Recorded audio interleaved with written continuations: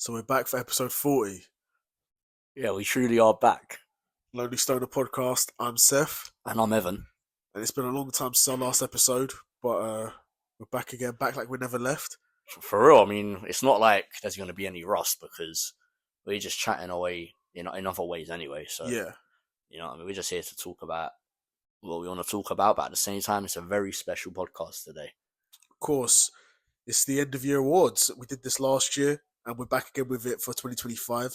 There's some interesting picks here, and it's going to be a great conversation. So, should we get into it?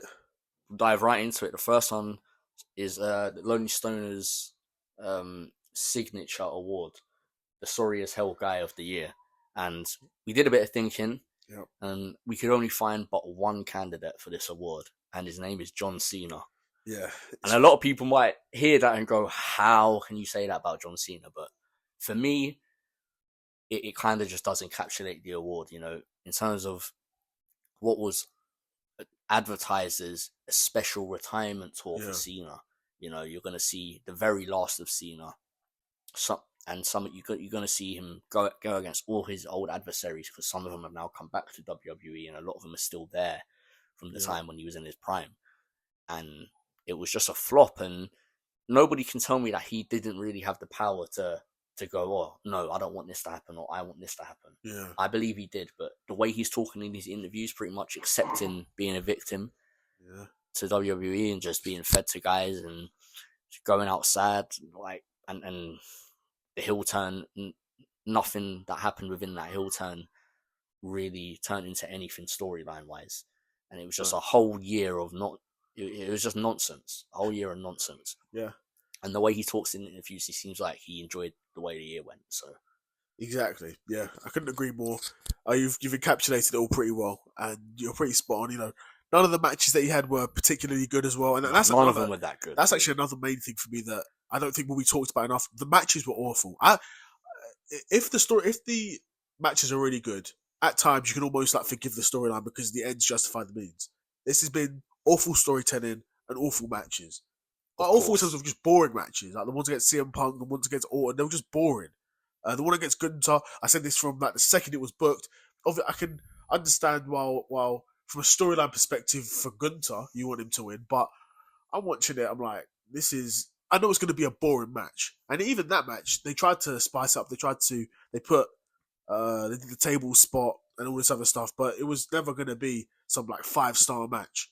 It was always going to be pretty boring because that's the style of Gunther, and John Cena's not got the sort of style where he can carry a 5-star match at this point. And actually, he never really did have that ability, being honest. All of his best matches... It was what people criticised him for the most in his prime. Yeah. That he wasn't versatile in the ring. Yeah. And then around 2015 times, he started to change that up a bit before he really left his athletic prime, and he was still able to pull off a lot. Yeah. But now you can tell that he isn't built for wrestling anymore. He's had a lot of injuries in his career. He's built his body for acting these days. And he's had probably in this last year had a lot of the worst matches of his career. Yeah. Really. A lot of them are down there. And like you said, it was just a year of nonsense. He's feuding with R-Truth. Yeah, feuding with R-Truth. The whole heel runway is just cutting the same promo in different words every single week. And then the face turn was even worse. It was on a SmackDown before he lost the belt. Absolutely insane. It's crazy. It's almost like you're going, it was so obvious. You made it so obvious that he was going to lose the belt. Yeah. He turns face randomly in a promo on a SmackDown, decides that he's a good guy again. He said something like, I'm not going to let that way of thinking control me anymore. Yeah. Or something like that. I don't know, innit? That doesn't make any sense why someone goes from hating the whole audience and everyone else and then just turns to be a good guy out of nowhere. No catalytic action causing that. In TW, you have to have a catalyst spot to allow something like that to happen. Yes. Otherwise, you can't even do it. Yeah. In WWE's case, they just turned him face in a promo, and then he lost the belt a few days later. So it was just a horrible year. Losing to Brock Lesnar, wow. What? Yeah. None of it makes any sense to me. And she lost to Brock Lesnar, and that was it. That was it. Nothing else came of it. Neither of them are around now. But it's not like Brock Lesnar's back. And John Cena's just retired. Lost to Brock Lesnar to lose to Brock Lesnar. I don't understand it. Innit?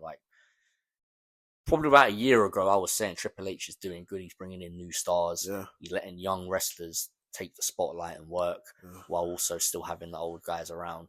But now, like, it's clear he doesn't really know what he's doing. And the way CM Punk was talking about Triple H originally back in the day after he left WWE is the real truth, to be honest. Because even now, CM Punk is just in it for the money. Yeah, well, he's just CM Punk. He's like just cucked for the money at this point. It feels like. Yeah, like, it's just what it feels like. He's just he's like there for the money. And he trashed Saudi before he said he would never work in Saudi, this and that, and he did. But the only reason you do that is because of the money. 100%, and that's why I have to lose respect for him. Exactly, yeah. Because he put money above standing on business. Yeah. So, you know what I mean? I have to lose respect there. Yeah, and especially you have to lose respect when he's beefing Jungle Boy backstage in AEW. Yeah, that's your guy, to be honest. Yeah, that was a whole situation of its own. But yeah, no, CM Punk, the way he was talking, like I said, when he did originally leave WWE about Triple H is probably the real way that it really is, and he doesn't really know what he's doing. He's kind of just making shit happen. You know, it reminds me of, you remember, what was it? It might have been for the Hall of Fame or something, and they're inducting Triple H, and Bret Hart's in the background, he rolls his eyes. And then they ask him about it after. He's like, I just think he's like, he just thinks he's better than he is, isn't it? He's fat though, like. And Triple H, he was never like this cold wrestler. He's got some good matches, but again, like John Cena. Think about the amount of spotlight he was in for how many years he was, and he never really was actually good enough to be there. And if you look at it, I see it similar to John Cena, where like his best matches are against other serious cold workers, exactly. Like Shawn Michaels, Undertaker, these guys who put Stone Cold, Mick Foley. These are guys who would put on good matches but wouldn't stick. Do you know what I mean? Like, say for John Cena, like his best matches like AJ Styles. I can't even think of other good John Cena matches at this point because like Kevin Owens. Yeah, Kevin Owens. He just tainted his legacy affairs this year. Yeah. So no, 100% is right, but it is what it is, isn't it? Like that's the way I see it, to be honest. Yeah, no, John Cena, sorry as hell guy of the year. I mean, I don't want to give him that. Yeah, no, it's a shame. Really don't. Yeah, it's a shame. I was very upset the way he went out. I'm sad. We gave this award happily to Shamik Moore last year. Happily. But it's not the same this year. Because he was moving crazy, but yeah. John Cena is just out of sadness and disappointment this award goes to him. It has to, unfortunately. It does. But to lead on more positively, yes, in terms of wrestling, you know, we've got Wrestler of the Year. But this might not even go well for WWE, this award. So we'll go with the candidates. We'll start with the WWE candidates because just to give them a little bit of love, show love. Dominic Mysterio, really young, what's he, like 27, 28, had probably his best ever match and moment at WrestleMania, winning the Intercontinental title, went on a big run. I think he's got it back now, hasn't he? Yeah, well, he lost it to Cena, then beat Cena for it. So he beat Cena for the IC belt. We didn't really talk about that whole IC thing in Cena's one. What's there to talk about? What is there to talk about? We'll talk about it now, I suppose. Yeah, obviously Dominic won it back off Cena, which is that's not a bad decision. The match probably wasn't all that, but Cena losing to Dom, that's not bad in my opinion. That makes sense for the IC belt as well. Bro, in the match they had, I think it's Roxanne Perez do like a oh yeah, I remember Liv Morgan as well. Yeah, Liv Morgan came in, kicked him in the nuts. How it, bro? Like, I guess they're trying to put them over at the same time. And they are the baddest things in WWE, but they're already over. Like they are already. Why over. are you doing that? You don't need to do that to see. So is Dominic. He's already over as well. Like it wasn't necessary at all. But I can see why they did that. But it wasn't necessary. But still a really good year for Dominic. A really good breakout year. Obviously, teaming up with the likes of Roxanne Perez and Liv Morgan, they're just feeding off each other. Those guys, they're just making each other better, making each other more popular. It's evident. So Dominic Mysterio definitely has to be a candidate, and the other one was Stephanie Vaquer. Yeah. Did she start the year at NXT? I want to say she did, but I don't watch much WWE these days. But I know she got onto the main roster like probably March times or something like that. But so must have been. I know she was on NXT. She was like double champ with the belts in NXT. Had some really good matches. Come on up to the main roster. Was very popular because she's quite bad. Yeah. Again, one of the better things in WWE. No doubt. Latina thing. Yeah. Does her thing, obviously has that one move where she's shaking her batty. Yeah. Booker T loves that one, isn't it? But yeah, she's obviously had a really good year. I haven't heard too much about her the last few months, but I think she's got a title still or something like that. But Yeah. Who's one of she the main beefing ones. with? Tiffany Stratton or something like that, Oh, maybe. okay. But yeah, and also your guy, the last candidate in Yeah. AEW, Hangman Page. Obviously, you know a bit more about his run, so I'll let you take the mantle here. He's had a hell of a year this year.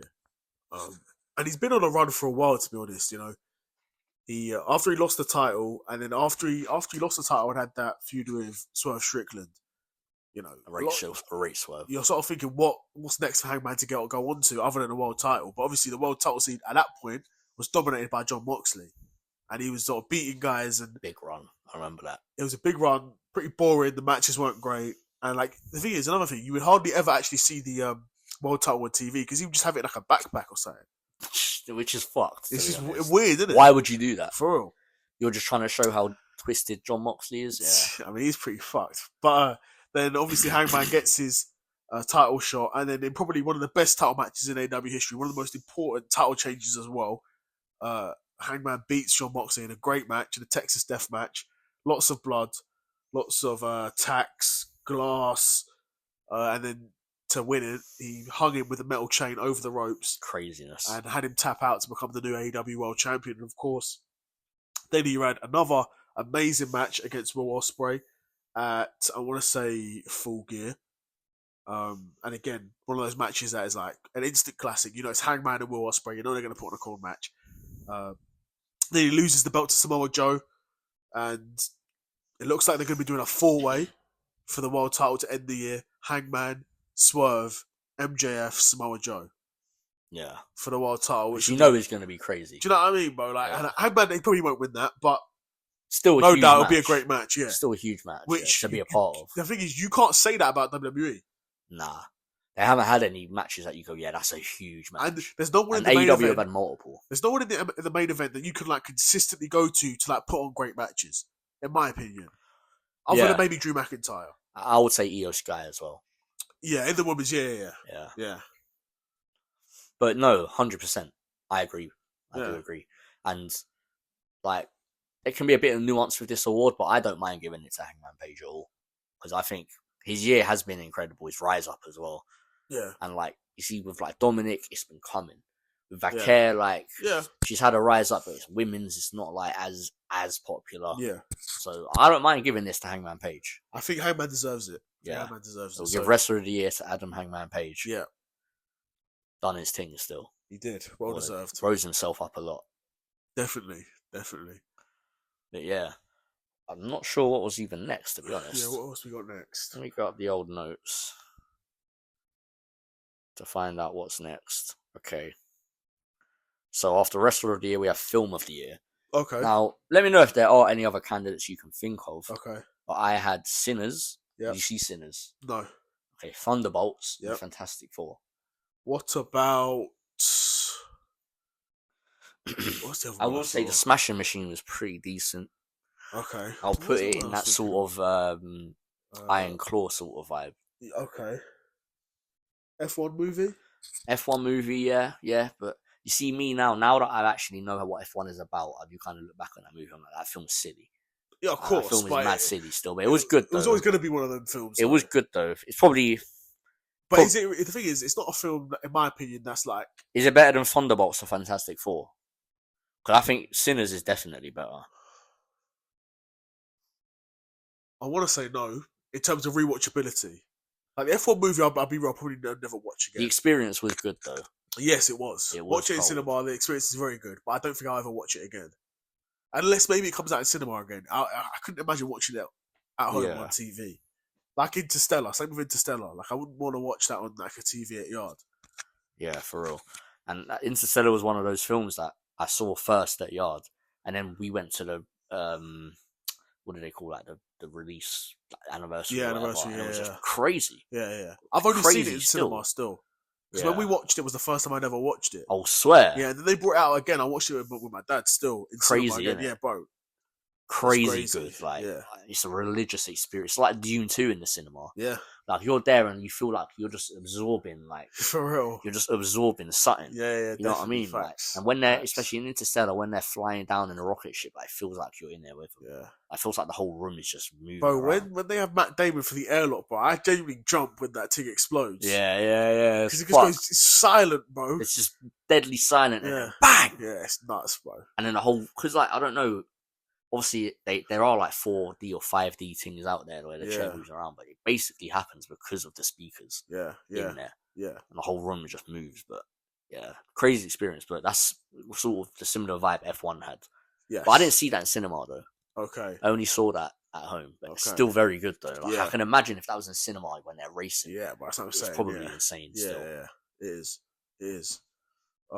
Like, Thunderbolts was like one of those ones. It was pleasantly good because we kind of expected it to not be all that. Yeah, because it was like pretty decent. Yeah, almost like this is good because it was above expectations. But it was good though. What do you think out of Fantastic Four and Thunderbolts? Which do you think is most rewatchable? Probably Fantastic Four. Do you reckon? Yeah. Because for me, I'd probably say Thunderbolts. Even though I actually think Fantastic Four is a better movie, Thunderbolts is more rewatchable. You reckon? Yeah. Maybe. I've seen both of them once in cinema and once outside of cinema. I tried to watch. I've not seen Fantastic Four outside of cinema still. Yeah, it's not the same in it, but it's still good. Yeah, still a good film. But definitely, I don't know. It's a bit of a toss up, to be honest. It's hard. I mean, because I've not seen Sinners. Sinners is like it's good, but like it's more like cool. The way they made the film, I'm not really the biggest fan of. Like the whole vampires and this and that. Like but at the same time, the way they did what they wanted to do was very good and very high level. They had some good actors in it, like Michael B. Jordan, Haley Steinfeld, some other actors in there. It was a good film in it. But like, I probably wouldn't watch it a second time. Okay. I probably wouldn't watch it again. I'd probably watch Thunderbolts I have watched Thunderbolts and Fantastic Four again. Yeah. So really, it's a bit of a toss up though, to be honest. Like, it could go to F1, could go to Thunderbolts, Fantastic Four. I'm leaning Fantastic Four because I think it is the best movie. That's what I'm thinking. So I think the performances were good. Yeah. I think the villain was good. I think the story. I think overall it was just pretty good. It was good. It was a good movie. It was a good movie. I can't lie. It was good. I don't know how it did like box office and all that, but I watched it. And it wasn't that great in the box office. Yeah. I think it was like similar numbers to Superman. Yeah. I mean, but Superman did good numbers. But the difference was that Superman was really good in America, but not really good outside of America. But Fantastic Four was just pretty decent everywhere. Yeah. Okay, let's give it to Fantastic Four then. Fuck it. Fantastic Four. Fantastic movie of the Four. Year. Who thought Marvel would be getting a movie? What was last year's? Dune 2. Yeah. So there you go. I mean, does that speak really to the lack of quality this year, though? Yes. More than it does. How actually good the film is. Yeah, in my opinion, it does. No, it does, because if there was a Dune 2 level film, then Fantastic Four it'd be easy. Wouldn't be getting close. Exactly. Because like Dune 2 is like a 9 out of 10. And Fantastic Four is like a 6.75 or 7. Yeah. So there you go. Pretty shit year of films. Yep. But I guess we'll happily move on now to Boxer of the Year. Boxer of the Year, okay. So what I obviously things can be changed around, but what I've written down as the 3 is Terence Crawford, Naoya Inoue, and Devin Haney. Okay. Yeah.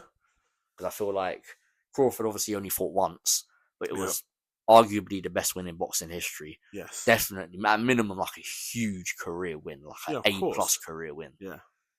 Going up 2 weight classes to fight Canelo. Yeah. Up to 168. After only fighting once at 154. Exactly. So essentially 147 to 168. Yeah. He went up like 21 pounds basically in the space of one fight. Yeah. To fight Canelo and easily won the fight. Yep. And then retired. Yep.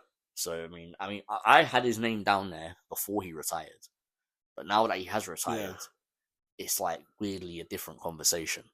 Because now we know, like, okay, his legacy's just been set by that Canelo win. Yeah, it does make the conversation a bit different because always with fighters, you're always looking forward. Yeah. Like, yeah, he just beat Canelo, huge You win. see guys saying, "Oh, we need Huge. to see him fight Boots. We need to see him fight this guy. We need to see him fight that guy." The But Boots now we fight, know that's not going to happen. it's not going to happen. Yeah. So, but it shouldn't change this conversation for this award though, because we should still be judging him off the year he had. Of course, and it was one fight.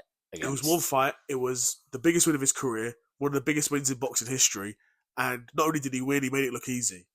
Like he does with all his opponents. To be fair, all of his wins are knockouts, unanimous decisions. Unanimous decisions or stoppages. No close fights. 0 close fights in his whole career. That's insane, bro. And I even see the interview the other day. I think it was one bald black guy in it. Like, Yeah. I think it might have been Tim Bradley in it. Yeah. He was talking about back in the day, like Crawford was coming in sparring. And Yeah, see, it was like, Tim Bradley. Yeah. How is nobody getting this guy? Yeah. Like, this guy's just fucking cold. Yeah. And like he went in expecting it to just be a bit of easy work for him, and he got punched up. Yeah, like, by bro. just like nobody Crawford, like before he was even known. Now, bro, this would have been Crawford probably. These days he's probably fighting like 135 then times. Yeah, fighting big Tim Bradley. Tim Bradley wasn't big for welterweight, but he's world champion. Like, yeah, world champion. Yeah. I'd say probably top up there in the pound for pound. Like, yeah, getting punched up by nobody Crawford 135. Yeah. I mean, that goes to show like how good he is, and he beat Canelo easily. Like, I'm thinking 168 and below, who truly has a chance?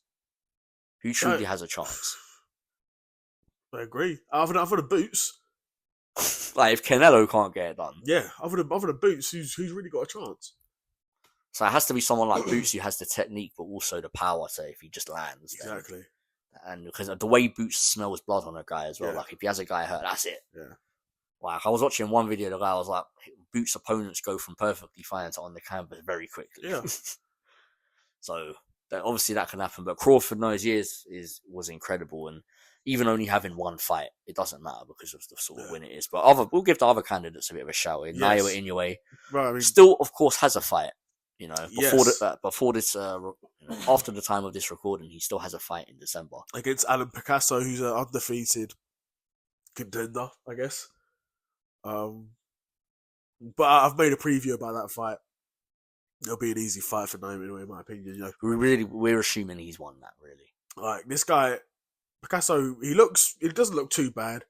He can throw punches, put punches in combinations together, but there's levels. He's not fast enough to keep up with Naoya Inoue, and I don't think anyone's chin holds up to Naoya Inoue. So no, especially the way his power's been carrying, if not increasing, as he goes up. Yeah, and he gets older as well. Yeah, he's gonna grow, get bigger.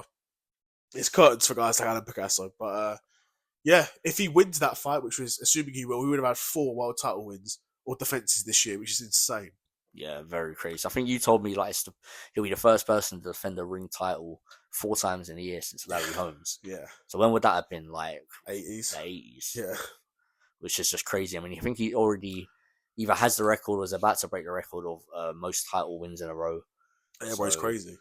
And he's doing it. He's just sleeping guys. He's cleaned up divisions, bro. I mean, he didn't sleep Akhmadaliev, but Akhmadaliev he easily beat Akhmadaliev, and Akhmadaliev is elite world level. That's what I'm saying, Jimmy.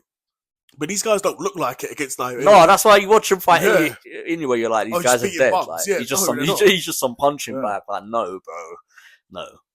He's a punching bag for Inoue. For real. Which is, of course, you know, if he were to get upset by an Alan Picasso, it would just be you might as well just retire at that point. I'm not sure about that, bro. No. Come back, knock him out. Yeah, rematch, run it back. Yeah, keep it stepping. But yeah, no, of course, he really should. He's beaten guys far better than Alan Picasso. Yes. He will beat guys far better than Alan Picasso. Yeah, so. I think he has and will. So really, he's obviously has to be a contender the way he's beating guys as well. Yes. Craziness. And the last one, Devin Haney. Devin Haney had 2 fights this year, right? Was there only 2? Yeah. It was like Jose Ramirez and Brian Norman. So Jose Ramirez was a fight that, in my opinion, okay, to large boxing fans, that was like a bad performance because Devin Haney essentially just ran for 12 rounds. Devin Haney was essentially on the outside for the whole time, jabbed his way to a 12-round victory. Took no damage, but it was a very, very boring fight. Like, the highlights of that fight is literally like Devin Haney just circling. Right? So he got a lot of hate for that performance. But then you have guys like, obviously, Bill Haney, and guys like Andre Ward who are like, a bad night for Devin Haney is him taking no damage, winning a 12-round decision. But a bad night for most of these boxers is getting like brutally knocked out. Yeah. So there's levels. There's levels to it. No, there really Yeah. is. There really is. Um, And that's why he kind of has to be there, in my opinion, yeah. because he's not taking any damage in his fights. He's winning big level world title fights. You know, and he beat a very decently hyped guy, Brian Norman Jr. Brian Norman, bro. Coming Brian off Norman that, was the best world champion at welterweight. You know, in my opinion, most dangerous, the hardest fight stylistically as well. yeah.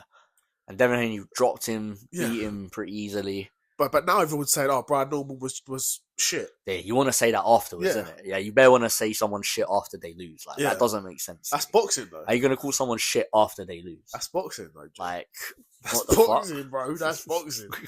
But yeah, very easy fight for Devin Haney. Nullified Brian Norman, shut him out. Dominantly beat, in my opinion, the best champion up 147. Because before that, the champions were who? Brian Norman, Lewis Crocker, Rowley, Barrios. Out of them four, Norman is the best. Yeah, And Devin Haney beat him easily. yeah. So what are we doing here? That's why. Yeah, no. For my opinion, that's like everything you're saying is just right. In my opinion. That's why Haney has to be there, at least as a candidate of fight of the year. The weakest of the three, yes, Yeah, but has to be given a nod. yeah, Do you know what I mean? Yeah, So, yeah. but it really is between Inoue and Crawford. yeah. Like, because this is almost normality for Inoue, like, I feel mentally it's a bit harder to give it to him because what Crawford done is so standout amazing. But at the same time, putting in the work, like, what more could have man done to win this award? Yeah, He literally couldn't have done anything more to win Yeah. this award. Do you know what I mean? So, like, I would feel like really bad not giving it to Inoue. I'm throwing it up to you, for, because I'm 50-50. There's a part of me that's like, well, Terence Crawford is coming off a generational win, another performance where going into it, and I'm not one guy that will duck the smoke. I did not think Terence Crawford was going to beat Canelo. Neither did I. And as always, and I've said this in multiple videos, like, my biggest mistakes in boxing are underestimating Terence Crawford. I thought Errol Spence was going to beat him. He did. Not only did Terence Crawford beat Errol Spence, he made it look easy. Again, another fight. Didn't even get out of second gear. He put a beating on Errol Spence. Errol Spence not come back. Nah, retired him basically. Basically, you're seeing him now out and about again, saying, "Oh yeah, I'm going to come back." He's not coming back. If he does, bro. if he's done, I'll be real. He's cooked. Bro, what? 2 car crashes done up by Crawford. Yeah. Yeah, you're not coming back. And like a 2-year layoff to date, like a 2-year layoff. Yeah. And if he was to come back, what I'm saying is, if he was to come back at 154, he doesn't beat any of the top guys at 154.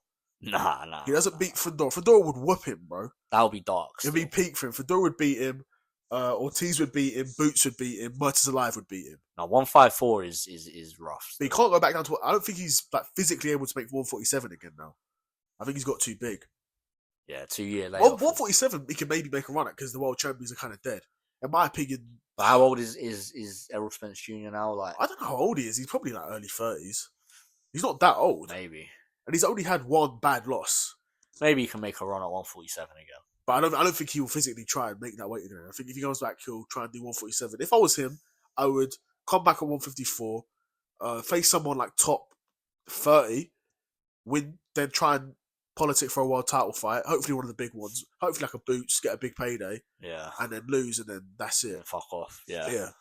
But if he's only doing it for the money, he's made enough money from Terence Crawford fight. He doesn't need to do it. But still, it's boxing, isn't it? But Terence Crawford, yeah, beat Errol Spence easily. But that was a few years ago. That's irrelevant to this year.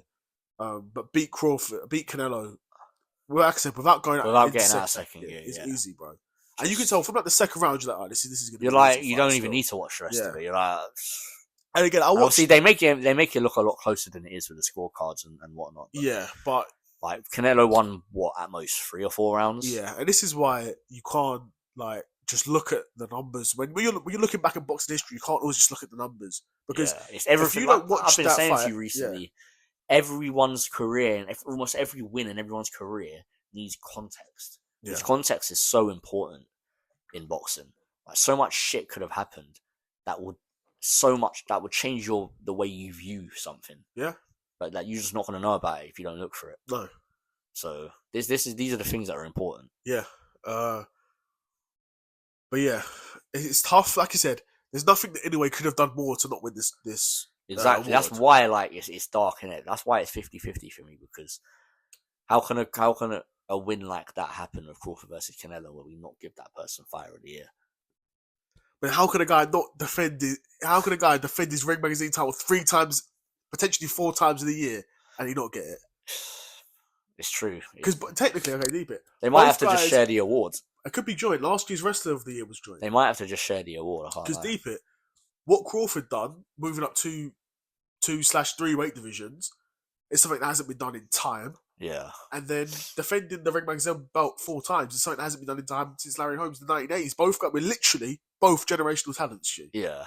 They have to share the award Might still. have to share it still. Bud and Naoya anyway. So we'll cut the award in half. Yeah. And we'll send them off to Mr. Inoue and Mr. Crawford. Yeah, facts. So they can enjoy those awards. Yeah. It's split, it really is. We can't. Neither of them can go without winning it. It's impossible. Yeah. So really, they have to share the award. Definitely. There's no other choice. They both have the achievements. They're both good enough. Yeah. Just has to be in it.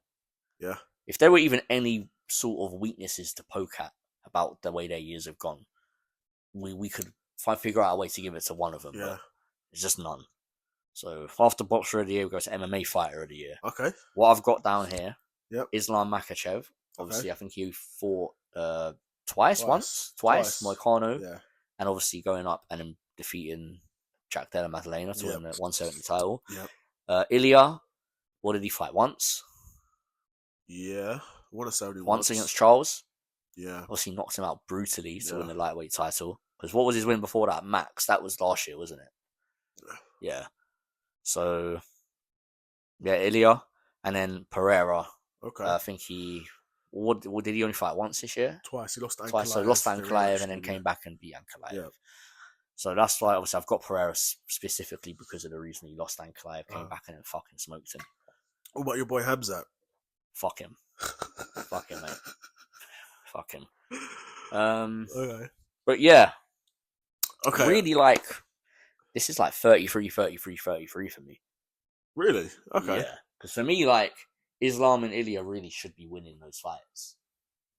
That's my opinion of it. Like, whether it's for a world title or not, really they should be winning those fights.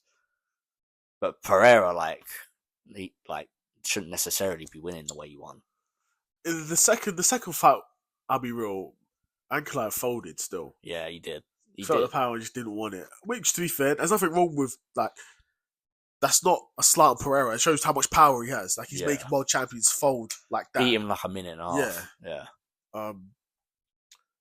But I was sleeping on Pereira still. I didn't really consider him because you got like Ilya and Islam guys who have just become multi-weight world champions and are like undefeated. Like, no one's even getting close to beating them. And then Pereira, who lost earlier in the year, not pretty convinced. It was close. It was close, but most people thought he lost. Yeah, I thought he lost. Yeah, I thought he lost barely 3-2. Yeah, just about, but it was close. If he had landed a couple more leg kicks in a certain round or one more combination in a certain round, he could have won the fight. Yeah, it was close. Yeah, definitely. So yeah, I sort of discounted Pereira, but he's not a bad shout at all because, I mean, Ilya got a big knockout. To be fair, but we spoke about before how not as much in boxing because of where certain things happen, but in MMA, losing to somebody and then coming back and getting a win. The way he did as well, it's very impressive, losing and coming back after he looked so unbeatable. Yeah, and then looking so unbeatable again. You would almost never see that happen in boxing, where a guy would lose a close decision, the next fight rematch him and knock him out in the first round. You would never see that in boxing, bro. Nah. That's crazy. But that goes to show that things just happen in MMA. For example, he said he was injured in the first fight. He probably was. Yeah. He probably was injured. Yeah. He probably was ill or whatever he said it was. That's probably true. Yeah. But he just fights anyway. But in boxing, these guys are not going to fight with an injury. No. If these guys are injured, they're not fighting. Yeah. No chance. There's too much at stake. Yeah. But Pereira's fuck it. I'm not going to let him down. Yeah. And just fight. Yeah. Got back in there. Well, when did he? Well, he fought him a few months later, didn't he? Probably what? 5-6 months later. Yeah, about 6 months later. Yeah. Take this L. Come back 6 months later, get the belt back. We're cool. Not be as active as he was before because he would fight 3-4 times a year or something like that. So, really impressive in my opinion. But of course, you have Ilya getting the brutal knockout he did, which is something most people predicted. To be fair, he would get a brutal knockout in the first round. But But At the Islam, same time, that doesn't really lessen what he did just because people predicted it would happen. it shouldn't. No, but He still Islam have to do it. is true. But Islam dominated JDM still. Yeah, he did dominate JDM. JDM didn't look in that fight at any point really. No. And of course, that he went up not £10 but £15 up to welterweight, which is a little more impressive. Yes. Although JDM isn't a huge welterweight, but no, still he's been fighting in that weight class, and he was champion of the weight class. Yeah, exactly. So, so there you go. Yeah, yeah. No, it's hard. Yeah, I'm split. Well, when you first listed the names, immediately I wanted to say Islam, but because he was the most flawless, really. Yeah, and he's got the most wins out of them. Smoked Moicano. Well. Yeah, and then made it look pretty easy against Jack. So I don't mind giving it to Islam because he was the most flawless. Yeah. Like Pereira did lose, whether, it is impressive that he came back and won, but he did lose. Yeah. And Ilya, Ilya was pretty flawless as well. You can't really. Yeah, he was pretty flawless. But he fought once. Yes, yeah. Yeah, he got a knockout in the first round, but would you want Islam to knock out JDM in the first round? Was it first round or second round? Islam. No, Ilya. First round. No, Ilya was first round. Yeah. But when did Islam stop Moicano? First round, no. So was it second round or first round? It was early. I swear it was the first round. I think it was first round as well. Like the first time they grappled. Yeah. Yeah, no, it was definitely the first. Yeah, it was like the first time they grappled and he submitted just him. Tapped him, yeah. So, I mean, yeah, it's got to be Islam still. Yeah. Yeah. No, I agree. He edges it. Okay, so Defib, Islam beat the Lonely Stoner podcast breakout MMA fight. Yeah, that's true. No, that's true still. And he beats JDM as well. It's got to be Islam, bro. Yeah. And low-key, if JDM had won, he would definitely probably have been fighter of the year. Yeah, because he would have had a win over Bilal and Islam. Yeah. Yeah, but he would have walked to... It's only fair we give it to Islam, really. Yeah, it's got to be Islam Makhachev. So fair enough. Islam Makhachev will send you your award. We'll send it to Dagestan in the post. Yeah, facts. 2-3 years, isn't it? Yeah, it might take 2-3 years to come, but you'll see it, mate. Don't you worry. Yeah. And what is next up then? So we just had MMA Fighter of the Year. Now we have Show of the Year. Okay. Again, you said before you ain't really seen too many shows like that this year. This year, man. Other than Daredevil. Don't blame you, mate. Honestly, do not blame you. We'll make this one quick because it's not interesting at all. Daredevil Born Again, Dexter Resurrection, and Fallout. As of recording, only one episode of Fallout has come out. Okay. But I really like it. I think it's really good. I played the games. I love it. Really good. I'd probably give it to Dexter Resurrection because I don't know if you've seen the original show or anything like that. But I've seen a bit of that at the start of that season 1. Obviously, they have a big cast in Dexter Resurrection, a big sort of array of actors that they all do their job really well as well. The story is very good. The way the characters from the other show come in, it's all pretty neat, to be fair. It's all pretty neat. It's well acted. Yeah. Some really big moments. And obviously, it still has those comedic, but not overly comedic moments that Dexter can be known for. Yeah. They do it really well. So I'd probably give it to that, to be honest, because nothing else has really come close to him. You could give it to Daredevil Born Again, but I don't think Daredevil Born Again was like... I would give Dexter Resurrection like a 7.8 out of 10 or 7.9. Okay. But Daredevil, I'd probably give like a 7.2. Okay. 7.1. Yeah. Fair enough. Yeah. I'd probably go with Dexter simply because it was pretty good. But you said you ain't seen too many shows. No, Daredevil was one, that I liked. I didn't think it was like some amazing show. I liked some of the stories they were telling. I liked some of the visuals as well. Some of the fight scenes were good. I like the politics in it as well. I enjoyed it. But it was not like groundbreaking stuff at all. Like it was decent. Had some nice stuff. Again, it's probably one of the best things Marvel did this year. Yeah, definitely. So there is that. But, that's fair enough. But yeah, I can't make a case for. I can't make a case for any stronger than that, and I can't make a case for any other show. So yeah. There you go. Dexter Resurrection. I mean, it's not a strong award to win.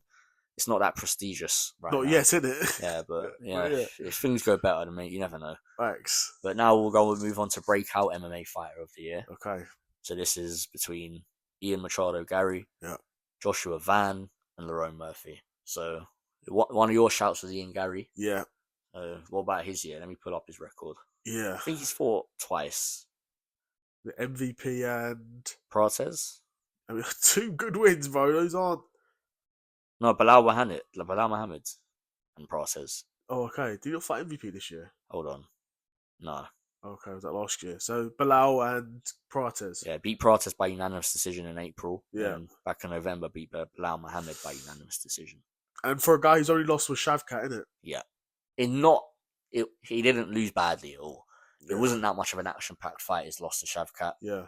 But he did lose, I guess. But Yeah. it wasn't a loss that you'd go, oh, he's not who we thought he was. Yeah, exactly. And it's a loss that, I mean, to be fair, he's controlled the narrative like brilliantly.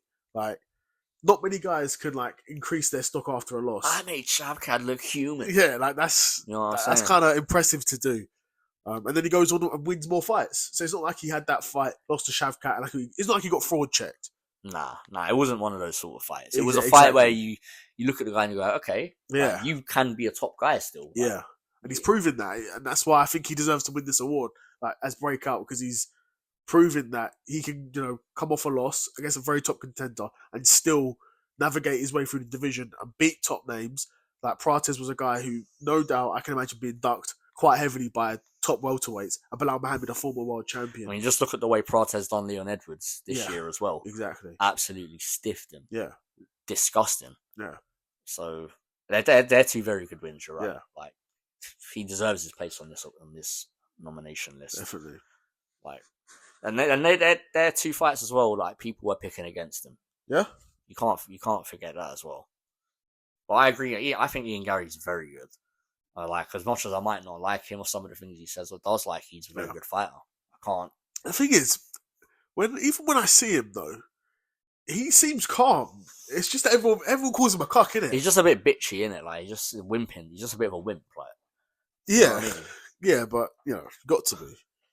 No, but didn't he say he wants to fight Islam because he's Conor McGregor's protege? That's glazing on a different level because they only trained like once, isn't it? Yeah, that's crazy. And you're saying you're his protege. That's insane. He is one of them sort of guys. Like, he's just talking, isn't it? Of course, bro. Talking bears, but had a very good year. Yes. I guess another guy we'll talk about. Yeah. The second one, Joshua Van. Yeah.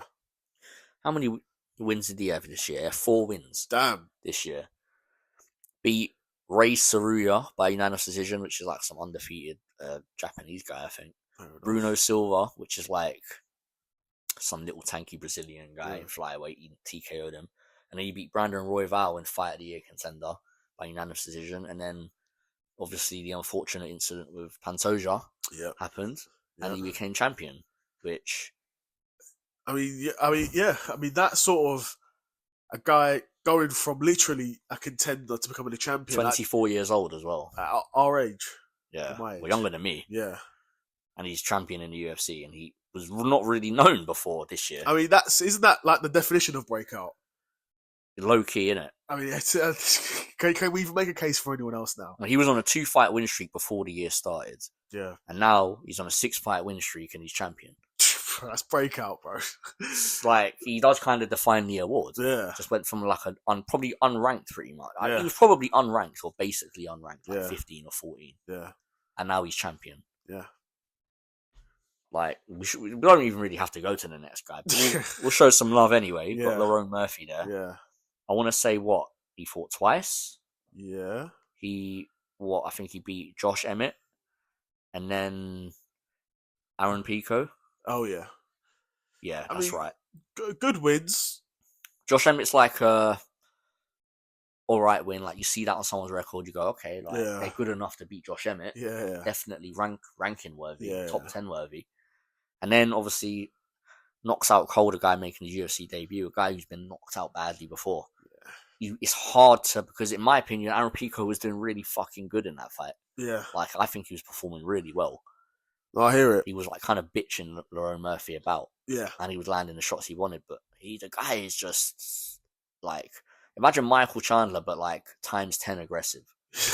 Yeah. And Michael Chandler is already aggressive. Yeah, and if you can't get a guy out of there, you've not got like the focus in a fight to be able to sort of navigate the fight. If you're not, and he might just be able to on the front foot, you don't know what to do. He might just be against guys outside the UFC. He might be able to just be on the front foot 100% of the time, throw heavy shots, take guys down, finish guys. Facts. Do what you want. So against these high-level UFC guys, a guy like Lerone Murphy, who nearly fucking kneed him in the face about a minute into the fight, and then a couple minutes later, Aaron Pico does the same moving around shit he does, and then Lerone Murphy spinning back elbows him into oblivion.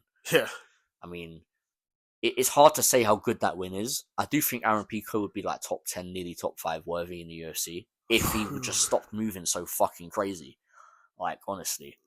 Like, the way he fights is Yes, absurd. in Like, terms of like his skill set, yeah, I know what you're anyone saying. with half decent power will knock his lights out at Yeah. 145. Which is like sort of the problem. That's why he probably But won't weirdly, be a I top could see five, him top beating 10. like Evloev. Because Evloev ain't gonna be able to strike with him at all. And like Pico Again, might just be. that's the thing though. Like, okay, he fights Murphy, gets knocked out. He fights Evloev, he might win, and then he's next in line. So it's crazy how shit works out. That's probably, I think that's the sort of fighter Aaron Pico is going to be.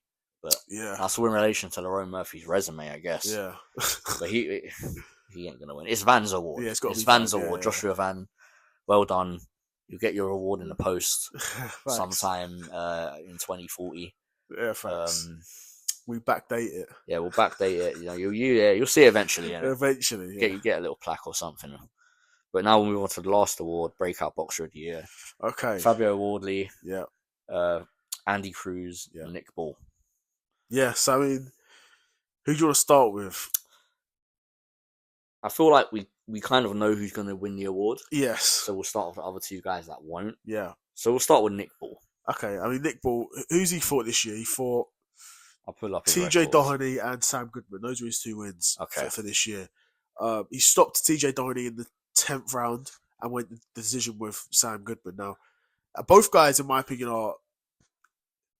I think Sam Goodman's like world level. I think TJ Doheny's like fringe world level. But both guys are no easy customer. And if you're going to beat them, you have to be good boxers. If you're going to beat them, TJ Doheny's losses are to like pretty top level guys. He's lost to Inoue before. He's got a couple other losses as well. And Nick Ball beat them up. You know, I mean, Sam Goodman was a tough fight. It was close and competitive. It was a war still. And Sam Goodman's big for the division, even though he was coming up to 126. He's still like a solid 4 or 5 inches bigger than Nick Ball. So that's everyone that Nick Ball fights, isn't it? Yeah. But a guy who's young, world champion, making his way at 126. I think he's got like 4 title defenses or something now. For me, even having the success he has at his stature, those weight classes, is like super impressive. It's like 27 from Liverpool. Like, he has to be so good. Yeah.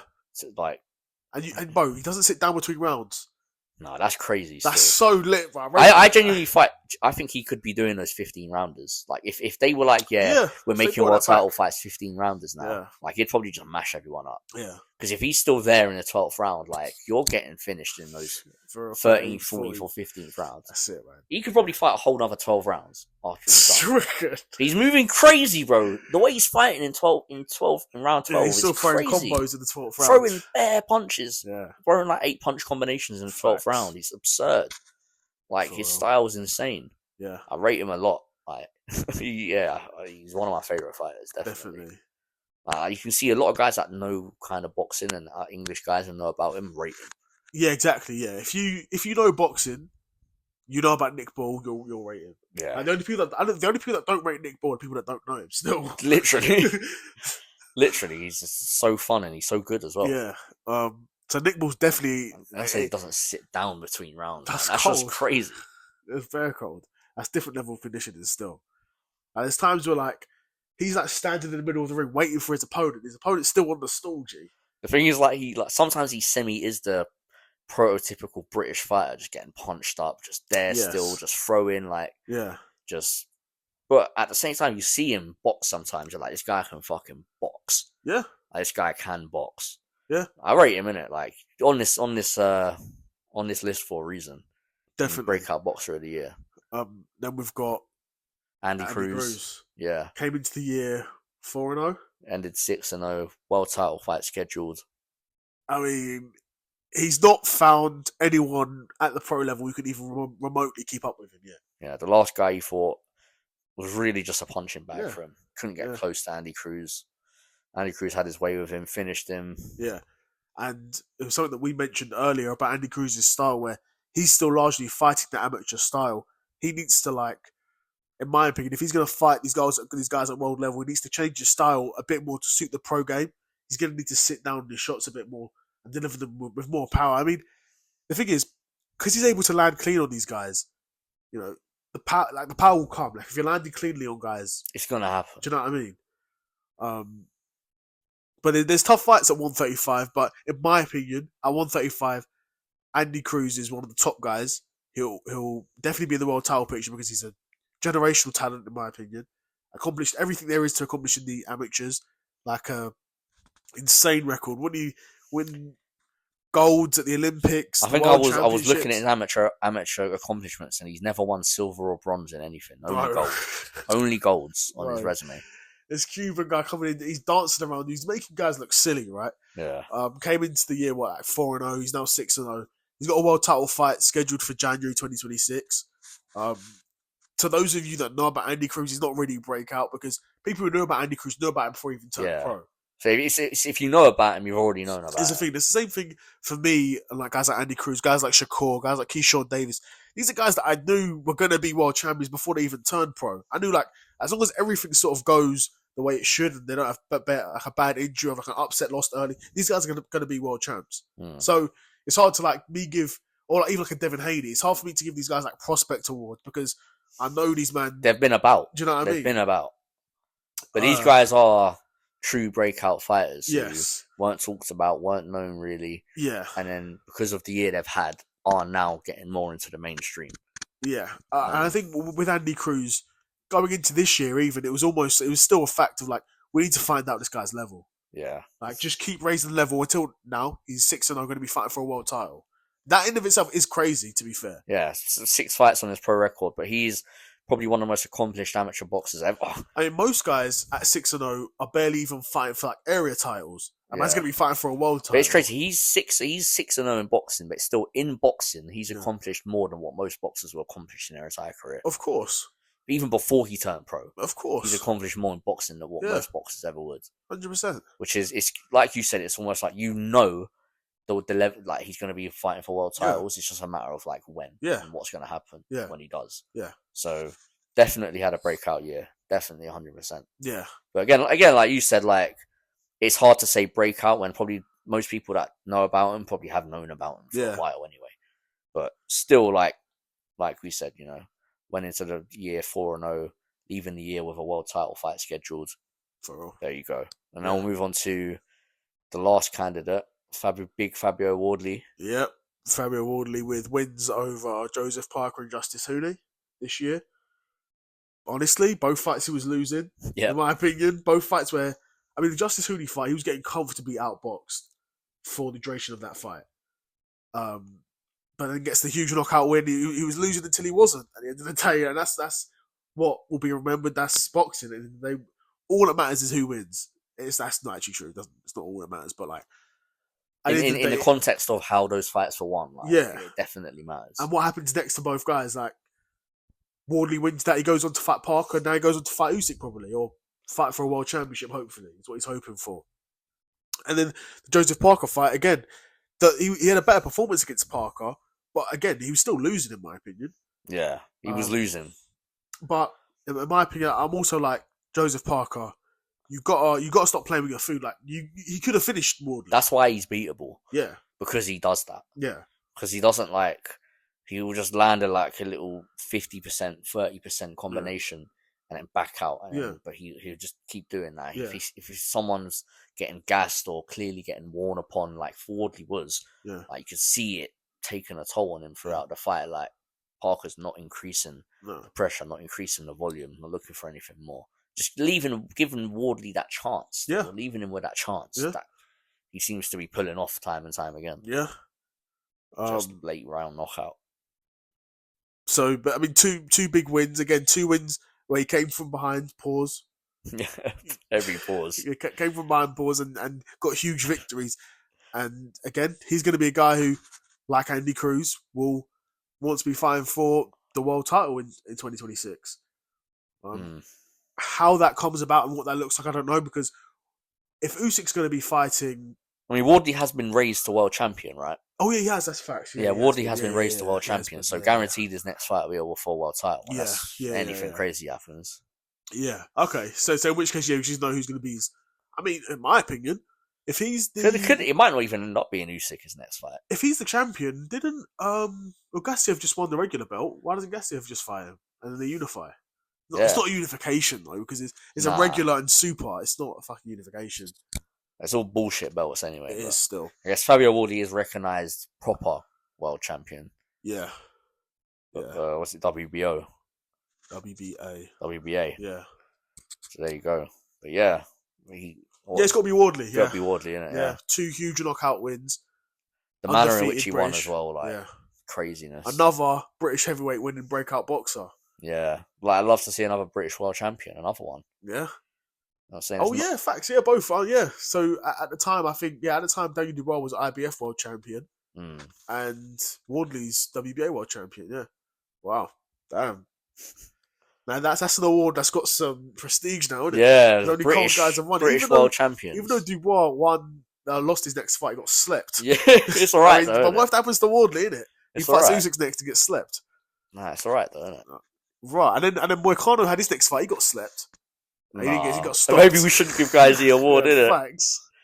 Fucking hell. I think his Van very well might lose his next fight. Yeah, for real. Aged awfully, innit? And Wardley very well could lose his next fight. Bro. Even if they made him fight Itoma or something. Yeah. They might do that. Because I'll be honest, I'd say Itoma will probably beat him, I reckon. Like, there's no way Itoma that's he's letting that run to 11th round to get knocked out. Like, Itoma's finishing man inside 4 rounds. Yeah. Like, I do believe in Itoma still. Yeah. I think he is that good. The way he moves for a heavyweight isn't right. Yeah. And still carrying the power he does. I agree. And really, he could have been breakout boxer, to be fair, but he could have. Only one win over Dillian Whyte. Like. Yeah. I mean, Wardley's wins. It's more like the level at which he broke out. Like, because Wardley was British level before that. Like, the fact that Wardley is now a world champ, but like literally, Caballero has just been out here fighting a sick man for years and is just getting violated. For real. He's been doing his thing in Germany. He's undefeated heavyweight.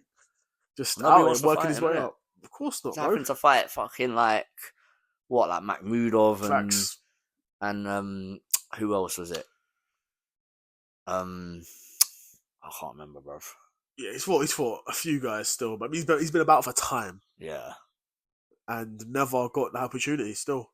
Guys don't talk about him either. No. He's out here, he's a top heavyweight. Yeah. And nobody talks about him. Boogeyman still. And that's what happens. That's why they do it on purpose. They don't talk about him to purposely stop him from getting them big fights. Yeah. That's what happens, isn't it? It is. Oh, Zhang, innit? He beat Zhang as well. Okay, yeah. Caballero did. Yeah. I was beating serious. He is no. I guess he's no scrub. Yeah, no, breakout boxer of the year, Wardley. That's the last award. Damn. That's head of an award show, isn't it? Yeah. Obviously, you guys, you get your award sometime whenever. Yeah, facts. Don't count on it. Yeah, facts. Yeah, don't be looking out the window at the postman thinking it's going to be coming up anytime soon. Yeah, trust. When it comes, it comes. Yeah. Pause. Yeah, facts. Speaking of pause, though, when you trying to go broth, though?